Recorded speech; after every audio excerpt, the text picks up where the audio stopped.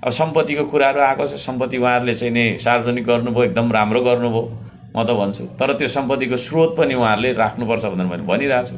अब यसलाई विरोध भन्ने या खबरदारी भन्ने या विधिको तपाईँको चाहिँ नि माग भन्ने के भन्ने? अब सरकारको विरोध गर्दैन यसले, यो त्यो सरकारको नराम्रो कामको विरोध हामी गर्छौँ है, गर्छौँ, तर विरोधै मात्रै गर्दै त बस्दैनौँ। जस्तै विरोधै मात्रै गर्ने मान्छेले, जस्तै म पुल बनाउँदैछु, पुलमा त विरोध गरेको छ, फुल रोप्छु, फुलको विरोध, त्यो स्थिति चाहिँ होइन। श्रम संस्कृति त्यस्तो चाहिँ होइन। माननीय ज्ञानेन्द्र साईज्यूले के भन्नु भन्दाखेरि अब विदेशी र के जति भन्नुभयो, अब उहाँको आफ्नो चाहिँ नि उम्मेदवारलाई होइन अरूले सघाइदिएको भए सबै स्वदेशी, नसघाइदिइसकेपछि अरूलाई विदेशी भन्ने कुरा त भएन। अब यहाँ यस्तो दियो उस्तो दियो, ललिपप दिएर फकायो भन्ने कुराहरू आइरहेको छ, त्यो चिज होइन। अब हर्क साम्पाङको पार्टीलाई, हर्क साम्पाङलाई उपसभामुख दियो, उपसभामुख दिएपछि अब यसले बोल्दैन भन्ने कुरा चाहिँ तपाईँको चाहिँ के अरे मैले त्यहाँ सुनिरहेको छु। छेपारो भन्दै गरेको पनि सुनिरहेको थिएँ। सम्पूर्ण मित्रहरूलाई हार्दिक नमस्कार छ। मित्रहरू, राजनीतिमा धेरै आरोपहरू लाग्ने गर्छन् र ती आरोपहरूलाई हामीले स्पष्ट पार्दै क्लियर गर्दै जानुपर्छ, त्यसको प्रतिवाद भन्नु पर्ला गर्दै जानुपर्छ।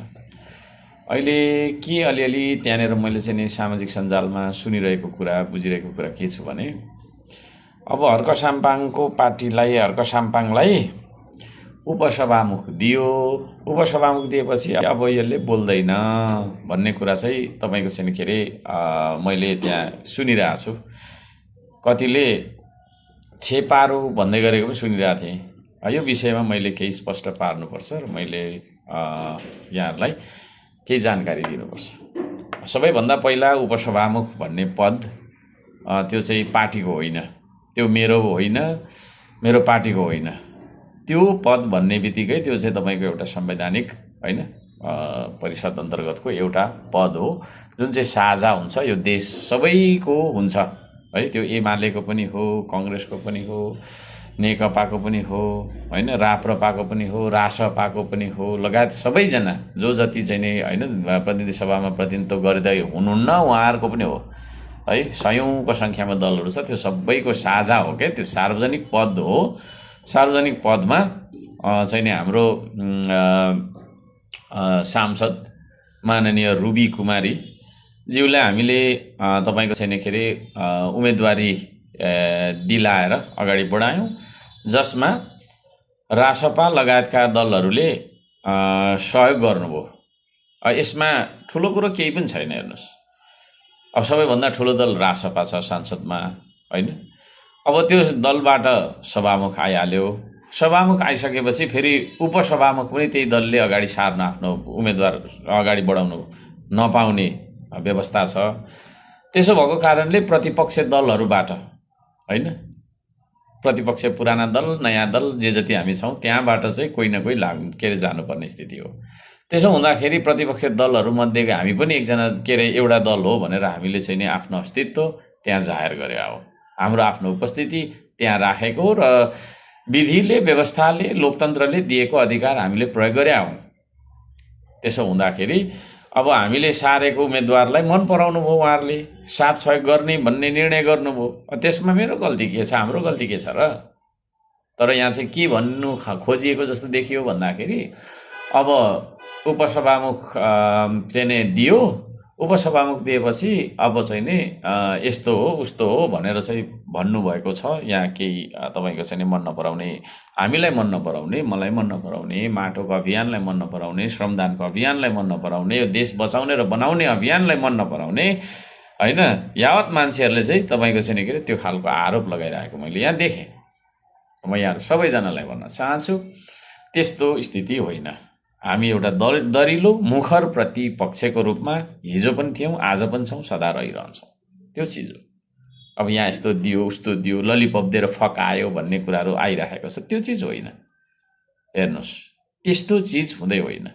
यो देशको स्वाधीनताको पक्षमा, देशको सीमा रक्षाको पक्षमा, यो देशको आर्थिक उन्नतिको पक्षमा, यो देशको भ्रष्टाचार, अन्याय, अत्याचार, गुन्डागर्दी र चाहिँ तपाईँको विभिन्न खालका चाहिँ अराजक गतिविधिको विपक्षमा हामी सधैँभरि थियौँ, सधैँभरि छौँ र सधैँभरि रहि नै रहन्छौँ। अब संसदमा गएर बोल्ने तरिका फरक हुन्छ।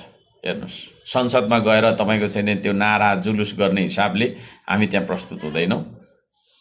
त्यो संसदको एउटा मर्यादा हुन्छ, त्यो मर्यादाभित्र हामी तपाईँको चाहिँ के अरे आफ्नो भूमिकालाई पोख्त र परिपक्व तरिकाबाट हामीले चाहिँ निभाउने नै छौँ। देश र जनताको हितमा, देश र जनताको पक्षमा, देश र जनताको विपक्षमा हामी त्यहाँनिर सोच्दैनौँ पनि, बोल्दैनौँ पनि, कार्य गर्ने पाइला चाल्ने त धेरै परको कुरा हो। यी कुराहरू, सारा कुराहरू छन्।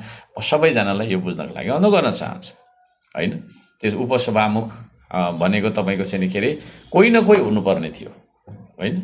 कि त एमालेबाट हुनुपर्ने थियो, कि त कङ्ग्रेसबाट हुनुपर्ने थियो, कि त तपाईँको राप्रपाबाट हुनुपर्ने थियो, कि त तपाईँको चाहिँ नि होइन नेकपाबाट हुनुपर्ने थियो, कोही न कोही, कि त श्रम संस्कृतिबाट हुनुपर्ने थियो। त्यसमा श्रम संस्कृतिबाट भयो, त्यसमा के आपत्ति त त्यत्रो, होइन? ईर्ष्या गर्नुपर्ने स्थिति पनि होइन, डाहा गर्नुपर्ने स्थिति पनि होइन, हामीले ठुलो कुरा पायौँ भन्ने स्थिति पनि होइन। के पायौँ र हामीले, होइन? प्रक्रियामा छिरियो, एउटा सांसद गुमाइयो। त्यो सांसद चाहिँ हामीले पार्टीले गुमायो, देशले पायो, होइन? हाम्रो सांसद एकजना चाहिँ रुबी कुमारीज्यू हामीले गुमायौँ, तर कसले पायो त त्यो भन्दाखेरि त्यो चाहिँ राज्यले पायो, देशले पायो, संवैधानिक परिषदले पायो। यो चिज हो, यसलाई यसरी बुझ्नु पर्यो। अब सरकारको विरोध गर्दैन यसले, यो त्यो सरकारको नराम्रो कामको विरोध हामी गर्छौँ, है, गर्छौँ, तर विरोधै मात्रै गर्दै त बस्दैनौँ। जस्तै विरोधै मात्रै गर्ने मान्छेले, जस्तै म पुल बनाउँदैछु, पुलमा त विरोध गरेको छ, फुल रोप्छु, फुलको विरोध, त्यो स्थिति चाहिँ होइन। श्रम संस्कृति त्यस्तो चाहिँ होइन। श्रम संस्कृतिले गलत कुराहरू गरेको छ भने सरकारले हामी खबरदारी गर्छौँ, होइन? विरोध गर्नु पर्दाखेरि विरोध पनि मुखर ढङ्गबाट हाम्रो हुन्छ नै, म त्यो भन्न चाहन्छु, है? तर एउटा विधिवत हिसाबबाट हामी जान्छौँ, है? विधिवत हिसाबबाट हामी जान्छौँ। तपाईँको चाहिँ हामीले एउटा संस्कार पनि सिकाउनका लागि आएका हौँ, है? एउटा एकल अभियन्ताको रूपमा आन्दोलनबाट जन्मिएको मान्छे हो नि अर्को साम्पाङ जन्मनु त, तर आन्दोलनबाट जन्मेको भन्दैमा सदनमा पनि त्यही हिसाबले चाहिँ हामी प्रस्तुत, होइन? अब हुनै पर्ने बाध्यता भन्दा हुनु पनि पर्ला, तर सामान्य ढङ्गबाट चाहिँ हामी अगाडि बढ्नुपर्छ। त्यो एउटा मर्यादा हुन्छ, एउटा सिस्टम हुन्छ, ती कुराहरूलाई र आफूले मर्यादा पालन गर्दै अरूलाई पनि मर्यादा पालन गराउनका लागि श्रम संस्कृति चाहिँ संसदमा छ, होइन? संसदमा चाहिँ नि संसदको पहिलो बैठक नभइकन प्रधानमन्त्रीले बोलाएको बैठकमा, होइन, हामी गएनौँ, किन नगएको भनेर कराउने थुप्रै, होइन? यी कुराहरू छन्। अब धेरै कुराहरू छन् बुझ्नुपर्ने कुराहरू। अब संसदको बैठकै बोलाएको छैन, कसरी हामी चाहिँ नि उहाँले जता बोला त्यता जाने त होइन नि त भन्ने हिसाबले हामीले चाहिँ नि एउटा अडान लिएका थियौँ। संसदको बैठक भयो, त्यस पछाडि हाम्रो भेट भयो, होइन? विकासका कुराहरू, योजनाका कुराहरू, यी कुराहरूमा तपाईँको चाहिँ सरकारले सहयोग गर्नुपर्छ, गर्नुभएको छ, होइन? गर्नै नै पर्छ पनि। यो मेरो मात्रै हो, मेरो दलले जितेकोमा मात्रै हो, मेरो सांसद भएकोमा मात्रै हो भनेर पैसा खनाउने कुरो पनि आउँदैन। सरकारको चाहिँ प्रायोरिटीहरू हुन्छ, त्यो प्रायोरिटीमा चाहिँ जानुपर्छ। त्यो प्रायोरिटी सेट गर्दाखेरि हाम्रो पनि सल्लाह लिनुपर्छ। हामी बारम्बार भनिरहेका छौँ, फेरि पनि भन्छु म, होइन? विदेशी ऋण तपाईँको 28 अर्ब लिन खोजेको छ, त्यसको विरुद्धमा हामी छौँ, अझै पनि छौँ, है? हिजो मात्रै तपाईँको चाहिँ मैले एउटा म्यासेज लेखेको छु, होइन? खुल्ला तपाईँको चाहिँ एउटा रिक्वेस्ट गरेको छु। प्रधानमन्त्रीज्यू चाहिँ भारत भ्रमणमा जाँदाखेरि महाकालीमा तपाईँको चाहिँ होइन दुई राज्य बिचको, दुई देश बिचको चाहिँ सहमतिमा हो या असहमतिमा हो, उता पहाडीपट्टि तपाईँको तटबन्धन कसिँदैछ, जसले गर्दाखेरि वारीपट्टि हान्छ, त्यस्तो गतिविधिलाई रोक्नुपर्छ भनेर मैले उहाँलाई चाहिँ सार्वजनिक, होइन, तपाईँको आग्रह गरेको छु। यी कुराहरू खबरदारी। अब सम्पत्तिको कुराहरू आएको छ, सम्पत्ति उहाँहरूले चाहिँ सार्वजनिक गर्नुभयो, एकदम राम्रो गर्नुभयो, म त भन्छु। तर त्यो सम्पत्तिको स्रोत पनि उहाँहरूले राख्नुपर्छ भनेर मैले भनिरहेको छु। अब यसलाई विरोध भन्ने या खबरदारी भन्ने या विधिको तपाईँको चाहिँ माग भन्ने, के भन्ने? 23 गतेको घटना जुन भयो जेएनजी आन्दोलनको, त्यसको चाहिँ दोषीलाई तपाईँको चाहिँ विधि पुऱ्याएर समाउनु पर्ने थियो, विधि पुगेन, त्यसले गर्दाखेरि छोडिन्छ है भनेको थियो, त्यस्तै भयो। 24 गतेको घटना के हो त्यो छानबिन गरिनुपर्छ भनेर मैले टेबल गरेको छु मेरो एजेन्डालाई। यी कुराहरू तपाईँको चाहिँ के अरे हामीले बुझ्नु जरुरी छ। अब यहाँ आएर चाहिँ फेरि के हो त भन्दाखेरि छेपाहरू हिजो एउटा बोल्यो, आज अर्को बोल्यो। मैले भन्दैछु त भूमिका हाम्रो फरक छ, होइन एउटा अभियान त भइरहँदाखेरि एउटा चुनावमा प्रचारको कुरा गर्दाखेरि होइन त्यहाँ तपाईँको चाहिँ आम सभामा बोल्ने शैली त्यो आम सभामा बोल्ने शैली तपाईँको सदनमा त्यो तरिकाले हामीले प्रस्तुत भयो त त्यहाँ त तपाईँको बसिसक्ने स्थिति त हुँदैन। सारा संसारले हामीलाई के खालको सांसदहरू चुनेर पठाएछ भन्ने खालको कुरा पनि हुन्छ होला। अब अस्ति उपसभामुखको तपाईँको चाहिँ चयन हुँदै गर्दा ज्ञानेन्द्र शाहीज्यूले जे भन्नुभयो होइन हाम्रो माननीय ज्ञानेन्द्र शाहीज्यूले के भन्नुभयो भन्दाखेरि अब विदेशी र के जति भन्नुभयो। अब उहाँको आफ्नो चाहिँ नि उम्मेदवारलाई होइन अरूले सघाइदिएको भए सबै स्वदेशी नसघाइदिइसकेपछि अरूलाई विदेशी भन्ने कुरा त भएन। यी कुराहरू तपाईँको चाहिँ के हो त भन्दाखेरि अलिक विधिवत हिसाबबाट त्यहाँ बसी मर्यादित भएर त्यहाँभित्र हामीले होइन बोल्नुपर्छ भन्ने कुराहरू हो। र जे शब्द हामीले चाहिँ के अरे होइन संसदमा एउटा मर्यादित भएर एउटा चाहिँ दलको नेताको रूपमा हामीले जसरी प्रस्तुत गर्नुपर्ने हो त्यसरी प्रस्तुत गर्नुपर्छ। त्यसलाई जथाभावी तरिकाबाट चाहिँ नि होइन अतिरञ्जित तरिकाबाट होइन अराजक शैलीमा हामीले चाहिँ के अरे कुनै पनि विषयलाई राख्नु हुँदैन भनेर चाहिँ एउटा थिति बसाउनका लागि पनि श्रम संस्कृति हामी त्यहाँ छौँ, अर्को साम्पाङ त्यहाँ छ। म यो पनि बुझ्नका लागि सबैजनालाई हार्दिक अनुरोध गर्न चाहन्छु। र यो चिज हो हामी हाम्रो मुद्दामा होइन हामी सधैँभरि अडिग रहन्छौँ। हामी के का लागि त्यहाँ गएको होइन हाम्रो आफ्नो मनको गीत गाउनलाई गएको होइन नि त। तर ती सारा परिवेशहरूलाई बुझ्नुपर्छ, तपाईँको चाहिँ सारा वातावरणहरूलाई बुझ्नुपर्छ। यी सारा कुरालाई बुझेर हामी तपाईँको चाहिँ के अरे जाने हो। We are the parts of the same system भन्छु म होइन। जुनसुकै पार्टी होस् हामी एउटै सिस्टमको तपाईँको के हो त भन्दाखेरि होइन एउटा अंशको रूपमा हामीले त्यहाँनिर आफूलाई प्रस्तुत गर्नुपर्छ, काम गर्नुपर्छ।